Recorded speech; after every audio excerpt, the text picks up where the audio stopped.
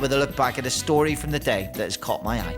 You know, we decided just to pop down, just put something on and go straight back, but we've been here hours, and it's just so lovely to be around everybody with the same sort of love, really, you know, kindness and stuff. It's some lovely things people have put in. Fantastic. I just want to cry. Sorry that bad people writ bad stuff about you. He's a local boy, isn't he? And everything that he's done for children during COVID, and which the children are aware of, that they know. On and off the pitch, he's amazing. He's kind, he's loyal to the club, he's loyal to children around the community.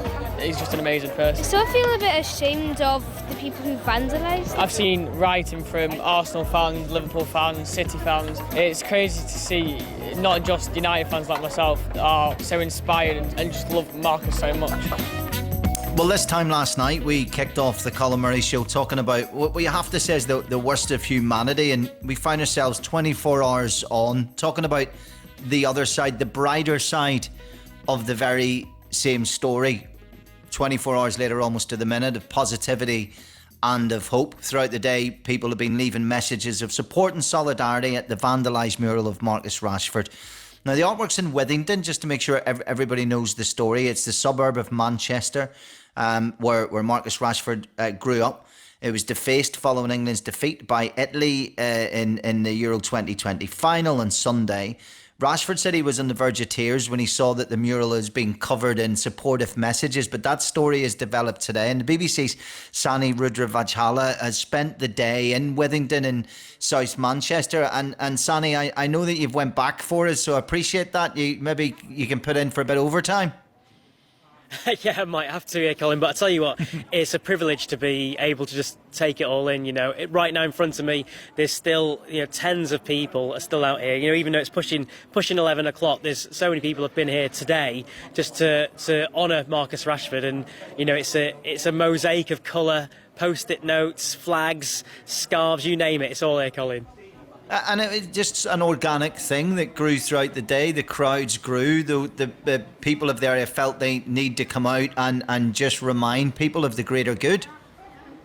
Yeah, absolutely. And, it has been a constant stream of people, and all ethnicities, all ages, everyone you could imagine has been. I was here when the primary schools got let out, and it was just a stream of little children were coming in, writing little notes. In fact, if you go from the bottom of the wall and go up, kind of the handwriting kind of improves, because you've got the little kids who've written little notes and reached to the bottom of the wall and left the message, and you've got quite eloquent things written quite high up. But yeah, anyone and everyone has come down to show their solidarity, respect for. He's a famous son of Manchester, but I think he's in everyone's hearts in the UK, really. You're how close to the wall are you at the moment, Sanny? I'm stood literally opposite. If you want me to walk over, I can do exactly that right now. Yeah, have a little walk over and give us a feel of some of the messages, if you don't mind. And just while you're walking over, I think it's worth pointing out that the cowardness of hiding behind a Twitter moniker or under the cover of night defacing a mural or blending into a crowd who shout hate. It takes no courage at all to do that, whereas everybody's came down there today, spoken up as families, as friends, as groups, have spoken up, have put their name to what they wanted to say today, and it's very heartwarming. Yeah, and do you know what, Colin? I've got a sign here that's right after your heart. You'll never walk alone, Marcus Rashford. So even Liverpool fans have united with a famous Manchester son here. I'm just going up close to a few here. Inspiration, I've been told that a lot. Rashford, Sancho, Saka, all England players, proud of the team. Do not listen to the minority. Keep going, our kid. There's a nice Mancunian post-it note there. But, there've been messages from people who have come as far away as Birmingham. A Japanese TV crew, film crew were here before. This has gone across the country and across the world.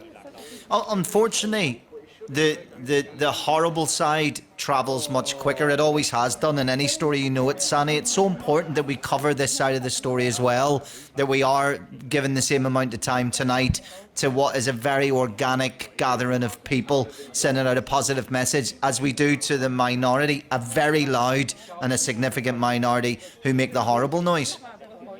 Yeah, absolutely. I mean, we've all been stuck inside, haven't we, for 18 months, however long it's been, and all we've had is social media and picking up messages here, there, and everywhere. And I'm stood in front of a physical manifestation of people posting on a wall.